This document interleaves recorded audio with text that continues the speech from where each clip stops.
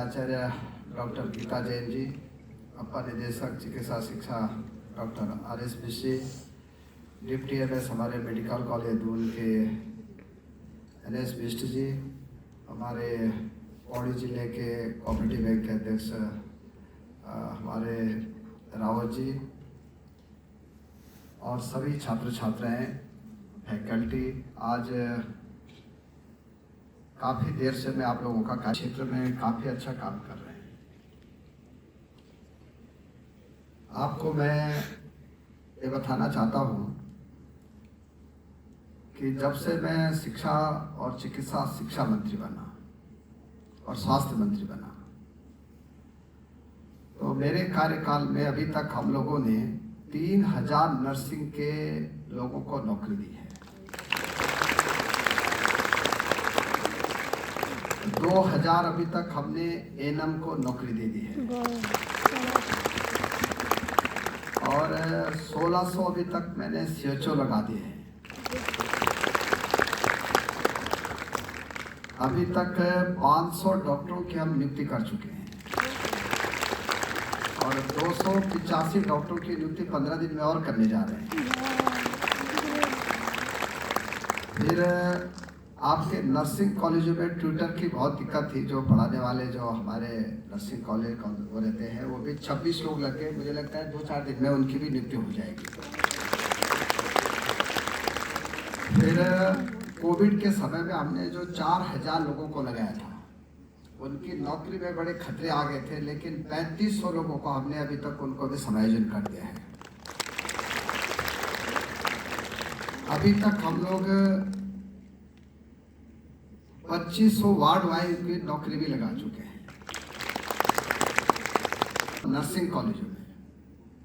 मुझे लगता है कि 11000 से ज़्यादा लोगों को अभी तक नौकरी दे दी है।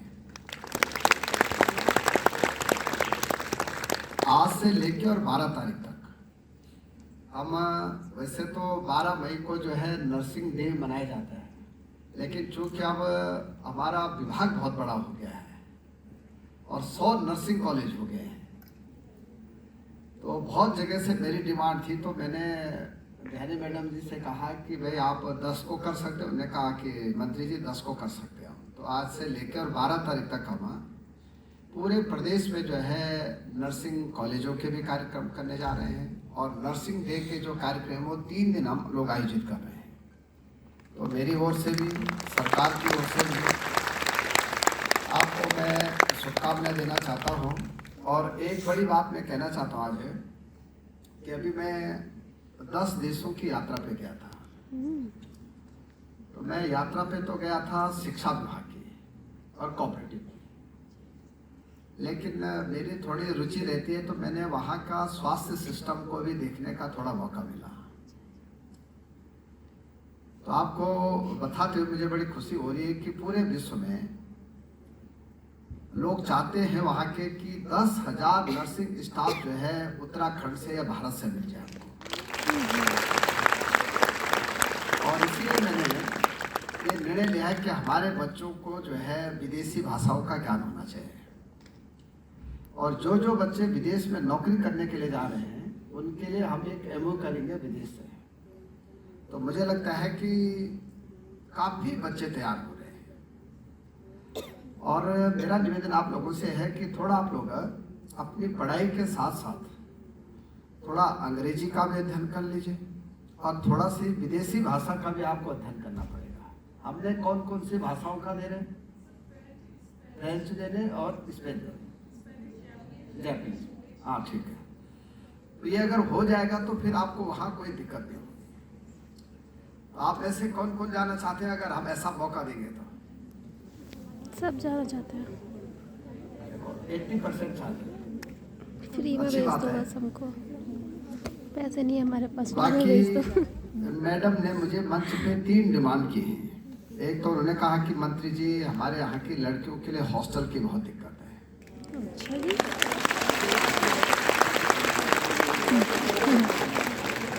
तो हॉस्टल बनाना है या ऐसे ठीक है? बना देंगे आप लोगों के लिए। और मुझे लगता है कि अब हमने कार्यदायी संस्था भी नियुक्त की,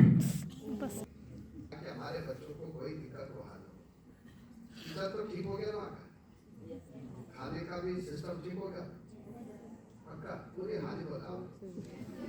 के बाद ध्यानी मैडम को खेल का सामान की कुछ है वो दे दीजिए, क्या डिमांड और पैसा दे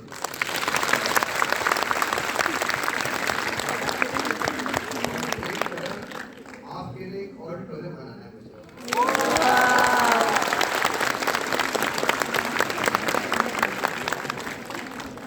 ये भी मैंने बनाया 30 करोड़ रुपए की लागत है।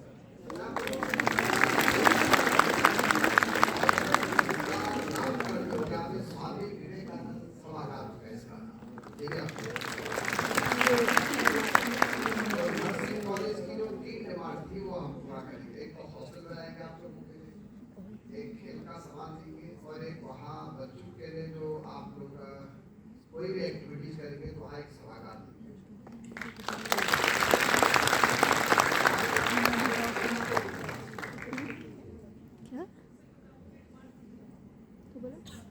ऐसा है कि उनका चुप रहना या मैं समझ आता हूँ यस सर। इसलिए मुझे पता है कि हमको 100% बच्चों को लाइब्रेरी भी देनी चाहिए और किताबें भी देनी चाहिए, वो भी हम पूरा करें, ठीक है। और कोई बात है तो बोलो, दिक्कत है वो लिख कर दे दीजिए। मैं जहाँ भी जाता हूँ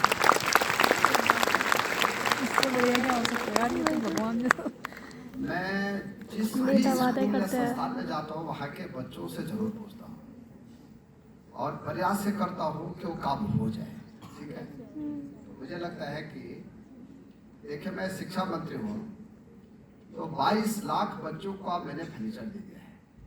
कितने लाख? 100% बच्चों को किताबें हम देते हैं, कॉपियाँ हम देते हैं, कंप्यूटर हम देते हैं, शौचालय हम देते हैं, बिल्डिंग हम देते हैं। मैंने 12 चीज़ें तय की थी और शिक्षा विभाग ने, मैंने और हमारी सरकार ने और हमारे मुख्यमंत्री जी ने अब शिक्षा में जो जो आधारभूत चीज़ें चाहिए थी हमने पूरी कर दी। वैसे मेडिकल शिक्षा में भी जो जो डिमांड थी आप लोगों की हमने पूरी की। अब नर्सिंग कॉलेज की डिमांड भी इस साल पूरी हो जाएगी। 2025 जो है आपके लिए समर्पित है।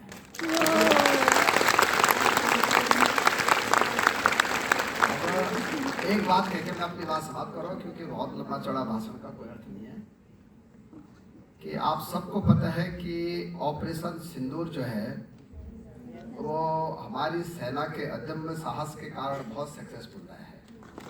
हमारे देश के यशस्वी प्रधानमंत्री जी के नेतृत्व में आप लोग टीवी देख रहे होंगे कि आजकल रात से लेकर दिन तक पूरे एक एक क्षण वो जो है देश के लिए काम कर रहे हैं। मैं इस मौके पे एक ही बात कहना चाहता हूँ कि हमने स्वास्थ्य विभाग में जितने कार्मिक हैं उनकी छुट्टी जो है अब सबको ये कहा है कि आपको छुट्टी नहीं लेनी है। जो भी छुट्टी थे उनकी छुट्टियां भी क्या कर दी, कैंसिल कर दी। जीवन रक्षक जितनी भी दवाइयाँ चाहे वो हमने उसके लिए आदेश कर दिए। पहले तो बहुत जरूरत नहीं पड़ेगी, अगर आप लोगों की भी जरूरत पड़ेगी तो आप लोग भी मानसिक रूप से क्या रहेंगे, तैयार। बोलो ठीक रहेगा? Yes sir. क्योंकि देश के लिए हम सब की जिम्मेदारी बनती है कि जब भी हमारी जरूरत पड़ेगी हमको तैयार रहना है। और आप लोगों की जो जो दिक्कतें हैं उनको पूरा करने का काम ये मेरा है। और मैं इस अवसर पर आपको बहुत बहुत बधाई दे रहा हूँ, धन्यवाद दे रहा हूँ।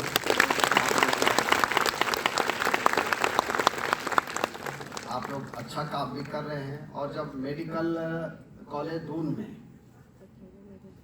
एक फेस ऐसा आया 1 महीने का कि वहाँ नर्सिंग की भर्ती करने में हमको 1 महीने का समय लगा।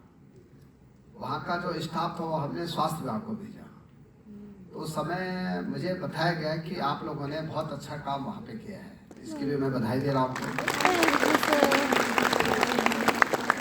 बाकी मैडम कोई चीज़ और कर दी क्या?